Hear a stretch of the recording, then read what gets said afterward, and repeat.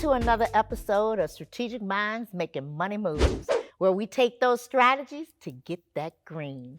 I am so excited that you have decided to join us today because I tell you, by the end of this, you're going to be going to get a fork, a knife, a plate, and look for some food because you're going to be mighty, mighty hungry. Today, we have the awesome pleasure of having Chef Kitura as our guest today. I am looking forward to hearing all about what she does and let her explain to you about her business. Welcome. Well, thank you. Thank you. I love that introduction because you said I get an opportunity to say all about my business.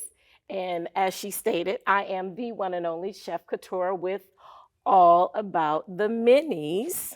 All right, well, tell us all about the minis.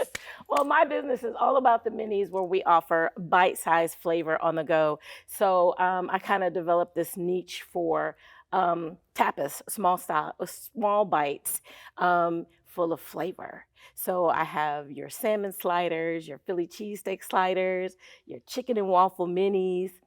We're not going to talk about those mac and cheese muffins and some shrimp and grit shooters, just to name a few. Oh, now wait a minute. Wait a minute. Now you are making me hungry now. I'm ready to go get that plate and see that food. Okay? Yes. So how long have you been in business? So I've been catering for about 16 years. However, due to the pandemic and COVID, it's one of those things where I had to pull the trigger, left corporate. And I said, I will no longer allow my life to be in someone else's hands. So I stepped out on faith, and All About the Minis will be 2 years old this year. That is wonderful. Now, to be able to say you did this during the pandemic is huge because it's truly about planning and taking a risk. And the number of people that are always looking for delivery during that time period or looking for ways to get food. And I know it's been a challenge. It is. And I know that, some of the challenges here that we all have experienced in one way or another is when it comes to supply chain, right? Yes. And so I'm sure you could write a book. I did. All right. Tell me more. Tell me Actually, more. I did. I just finished a book. It wasn't about supply chain, but the book is called Grandma's Hands. A lot of people ask, where did your love for cooking come from? And my grandmother. So, and when I talk to other culinary artists, that's kind of like a going thing. It's either my grandmother or my mother. So I said, you know what? We're going to put this in writing. So it's a short story, love story about my life with my grandmother and coming up with both my grandmother and my mother and myself. So it's a short story and a recipe book. Awesome. Now that's fantastic. See, I didn't even know she wrote a book. That's great. And I'm sure that all of that love comes through in the food that you fix as you move forward. But what I was going to go to is I know you could write a book about what's happening with the food costs. Yes. And I know that food costs are just crazy right now. And with food costs being crazy, it also means that as a business owner, you are stuck between I have to pay so much money for food, but I need to sell it for a bit to at least make 50 cents so I can feed myself. Correct. Right? Yeah. Right? Yeah. How did you get through some of those times? Well, it's still a challenge, Okay. but it's one of those things to where, and I kind of go back to the old saying, people do what they want to do. So, first of all, I consider what I do, it's part of the love language. Everybody has to eat. And why not be able to provide good food so that the demand is there for it? And then, if they have to pay a little bit more, they don't mind doing it if the food tastes good, the quality, and the customer service is there. Absolutely. Absolutely. So we're going to talk a little bit today about how to expand that. Yes. Because I really believe that where this starts, anytime we start talking about things that we have no control over, right? And that you're buying food from other places and you need it as your raw ingredients to make this wonderful tasting, tapas that you're offering. So how do we first reduce our cost? And I think that first thing in reducing your cost is take out the middleman. Try to go to the suppliers themselves directly. And the other thing is when you do that, you said you know other culinary artists, Yes. right? Well, all of you may need butter. All of you may need salt. All of you may need, there's certain quality things that are in your ingredients Yes. that a number of you will use. Why not go in together to make a larger order to get a bigger discount going to that supplier directly as opposed to having a middleman in the That's an middle? awesome idea. Because what you'll do is you cut out the middleman's profit that they have to make. At the same time, you're buying in bulk, right? Right. So you're helping the person that is supplying, but you as entrepreneurs are helping each other with the cost of that That's food, an excellent idea. you Thank know, you. in terms of doing that. So I think a lot of it begins with our cost and Yes. how do we, how do we go about making that happen? I also believe that you have a very unique opportunity. Okay, I'm listening. I'm here for it. That unique opportunity is you have a niche. There's someone else that offers an entree. If y'all come together and you offer me the appetizers and they offer me the entree, we got a whole meal. Mm-hmm. And then we can go get another entrepreneur that offers desserts. Now we got a 3-course meal. We've helped 3 businesses and we've been able to move forward. One-stop shop. One-stop shop. And so I think the more we can share that way, the more we're building power of influence. And influence and having that power of letting people know I'm coming back is important, Very much so. and it lets them know how valuable you really are. We're going to take a station break, and when we come back, we're going to explore that just a little bit further. A little bit more. Just a little bit more. We'll be right back. Strategic Minds, Making Money Moves with Vicki Wright Hamilton focuses on helping entrepreneurs to overcome their business challenges to help increase their bottom line. Each episode provides strategies for growth and transformation. Watch Vicki share her 20-plus years of experience as a corporate executive to help entrepreneurs level up.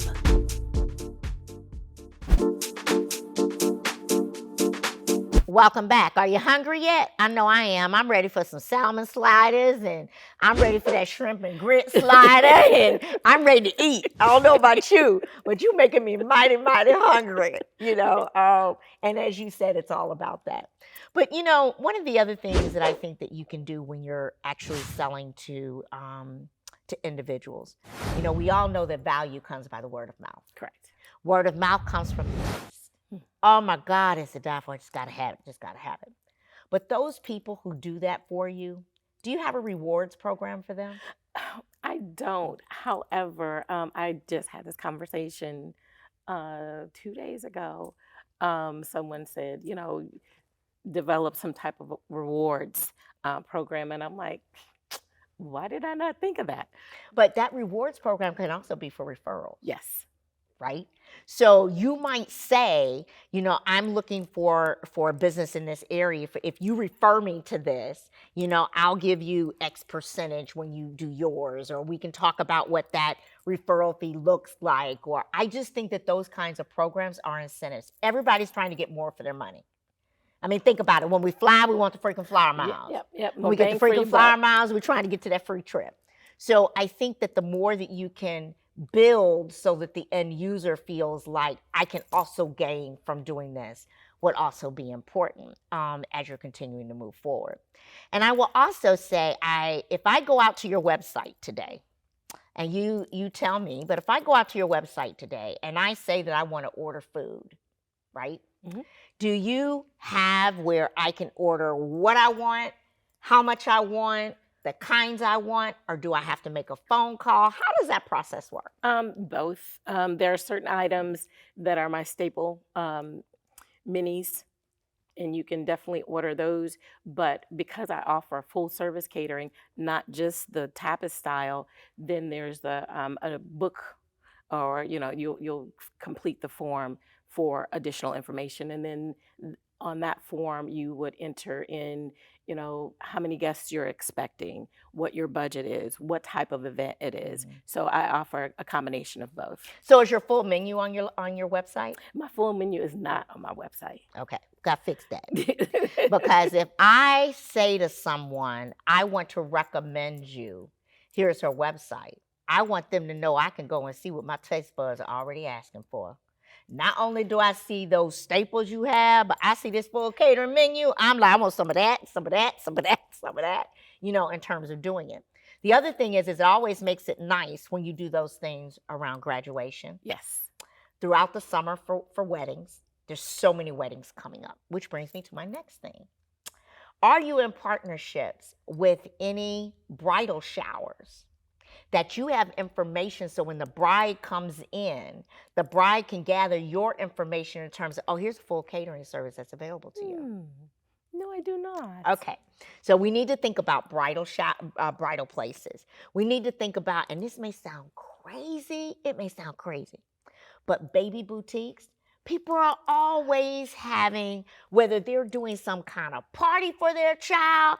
I tell you, my daughter-in-law, I don't think my grandkids know what it means not to have a party. They have one every year for everything. And they ordering food and food and food. Especially now, they're doing it so much large, the grand scheme of things, the grand scale with the gender reveals. Right. It's the gender reveals. It's the birthday parties. It's the I mean they pick any event. Oh, we're going to the pumpkin patch and we're going to invite the kids over, for Halloween. Right. And a lot of that is because we're trying to keep things close to home. There's still some of the apprehension about being away from home and what that looks like. So people are doing more and more of that at home. I can't tell you the number of backyard parties I've been invited to, and I'm like, And I was telling my husband, I said, well, we can have a party if you want to, but I'm not cooking. So I want to call Chef Kitura. Can you come handle this for me? Because we're so busy. There's so much going on, and there's something to be said for convenience. Yes. Right. So I do think that getting around with kids' establishments, maternity stores, they get ready to have babies, so people get ready to have, their parties for the moms. They're doing the birth reveal party. I mean, they have a party for everything, okay? I'm going to have a party to tell you that I'm pregnant. I'm going to have a party to tell you what the reveal is. I'm going to have a party to tell you that the baby was born. Right. And we're going to have a party at a party because the baby's here. Right. So Right. It just goes on and on and on. The other thing I will tell you is if you begin to partner with bakeries and places like that, where you're saying, look, I know you are specializing, your niche is dessert. My niche is tapas. I would love to partner with you because there's a lot of opportunity for small plates and a dessert. Yes. Right. And so, I'm saying that it doesn't have to be instead of yours. Sometimes it can be in addition to. Somebody might specialize in cheesecake. Right. And you have other desserts that you're offering. But I think the more that we share that, the better. The other thing is that opportunities for taste. So do you have moments where people can come taste your food? Are you in any pop stand, or have you talked to any locations where you could just set up and have taste, or what does that look like? Actually, yes. So there are 2 coffee shops where they offer kind of like pastries. And I've talked to them about doing pop-ups, like on a Sunday brunch type of thing. I do have a couple of pastry chefs where I collaborate with them. I'm like, hey, if someone comes to you about your desserts, let's kind of collaborate. So I am in the process of working with other chefs, culinary artists, bakeries, and coffee shops, trying to slide that on in there. Well, the reason I say that is because when you get on your site, you can say, I do holistic services. Right? I can do from soup to nuts because I'm offering from here to here. Yes. We're going to take a station break. When we come back, we'll talk about that a little bit further. Yes, ma'am. We'll be right back. Strategic Minds, Making Money Moves with Vicki Wright Hamilton focuses on helping entrepreneurs to overcome their business challenges to help increase their bottom line. Each episode provides strategies for growth and transformation. Watch Vicki share her 20-plus years of experience as a corporate executive to help entrepreneurs level up.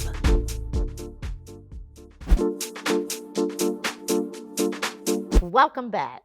So, we were talking about being able to offer whole services. Yes. And, one of the things, and I know it's a strategy, but one of the things small businesses do, because sometimes it's hard for people to just come and get a niche or just do one thing. So they have the people that they partner with, and it allows them to say, well, we do a holistic service. We offer from, appetizers all the way through desserts. We even do specialty drinks, right? Kind of deal. So you have somebody who does each one of these. These are great agreements to get into that can build long-term relationships, Yes. but also can help you as you're continuing to move forward so that your product is out there. I'm glad to see that you're doing pop-ups and things like that. Now, I have another one that's really, really outside the box, and people might say, oh, that sounds crazy. But high schools, they have proms, right? And the people who spread the word the most about good food are kids. If a child likes something, they go home and say, Mama, I had this and it was good. Or Mama, I did so-and-so, that was great. And they are the biggest influence in the household. Get to a child, boy, you can bet that mama gonna spend a dime to make something happen because their child enjoyed it. Yes. And it makes them happy. Yes. So think about getting with PTAs. So, funny you should say that. I was a PTA co-president over at McKeitron High School prior to my son graduating 2 years ago. So how come I didn't think about that? I don't know. But I am a very big advocate of partnering with educators in schools. So my son was at Lindley Middle School, and I did a teacher appreciation for them his last year there. And every year I cater for their 8th grade dance. So this year I will be catering their 8th grade dance, and I'm just building that relationship with them. That's awesome, because if you can get an educational vertical, it's not just, you can go to every school, right? Yes. So you want to get yourself out there, get inside of the networks where Yes. it's all of, whether it's Fulton County, Cobb County, even if it's internet, if it's somewhere else, right? Right. In other locations. And that's the last thing that I want to talk about before we see if we have a question from our audience. Awesome. And that is that don't limit yourself to local. Think about opening up your own franchises worldwide. Because the thing is that people think, I'm so small, I can't expand. Yes, you can. Train interns, train other people who are in culinary that want to learn more. Show them how to do it. Allow them, once they've been trained enough, to open up a spot in another city, in another country, in another place. Because after all, we are global. Yes. Right? Yes. And everybody likes good food. Yes. Right? It's that love language, That's it. It is. Everybody wants to taste that good food, and it is a love language. Let's see if we have a question or a comment from the audience. Hi, my name is Kwavi, and I'm the owner of a online community called Flourish for women 50 and over. I have a question for you. So you mentioned different sliders. They all sound very exciting. However, I'd like to know if you have any that for people who have dietary restrictions. And if you do, what are they? Excellent question.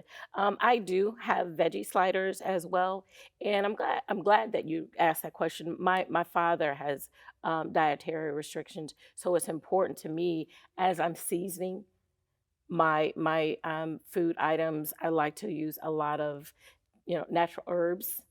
From your thyme and rosemary. Everything does not have to be salt. Speaking of salt, that's why I'm also working on my own seasoning line that is no sodium, low sodium, and to bring out those flavors like your citrus, things of that nature. So, and I do partner with other culinary chefs that are more versed with farm to table. So I'm working with them as well. So that I am continuously educating myself on healthy eating for those clients that have dietary restrictions. Thank you. That's awesome because as we have more and more vegan, we have more and more plant-based, giving them options too. Is great. And then when you're ordering from catering, I can order for the meat lover, I can order for the plant lover, I can order for the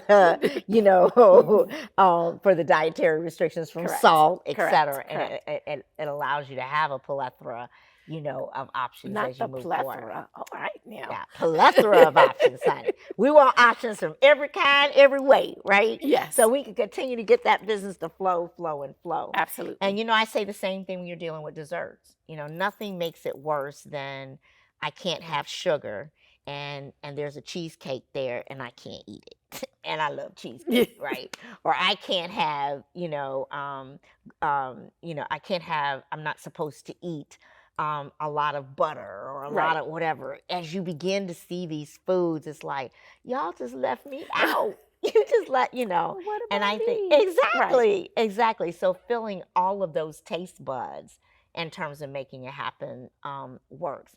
And I love the fact that you went to coffee shops. Yes. And also teas and coffees and all of that. Because I think there's so much of an opportunity to get that small plate while I'm having that cup of coffee. And, there's some people who drink coffee throughout the day, decaf and calf or whatever. And they have different treats, but to be able to have this with it is great. So you'll have to always let us know on that website. Yes. On that website, who you Yes. partnering with and where we can go get that. Absolutely. So we can definitely get that full meal. Yes, As we turn to absolutely. move Yes. forward. So I'm looking forward to those website updates. Yes. I'm looking forward to seeing videos of your food so that people can actually visualize it, throughout all of your social media. Using all platforms, Yes. right? And I know that you do some platforms today, but it's really important that we can see it. You can actually add those to your website too. Yeah, right? and it's one of the things, I've gotten to the place where I know I can't do everything myself. I kind of had to fire myself from some of the things that I do, trying to be the cameraman, the videographer, Yes. all of that stuff, and focus on what I do That's right. best. So now I know I need to start bringing an assistant with me. Hey, while I'm doing this private dinner engagement, I need you recording, I need you taking pictures, I need you getting testimonials Right. from the clients so that Right. these items can be placed on the website. Absolutely. You'll get there. I have no doubt. And, in a year or so, I'll invite you back and we'll see how far you I'm come here because for I it. know it's going to happen. Can you join me in thanking my guests today? Thank you, thank you, thank you. Thank you so much for joining us for another episode of Strategic Minds Making Money Moves. Remember, we use those strategies to do what? Get that green. See you next time.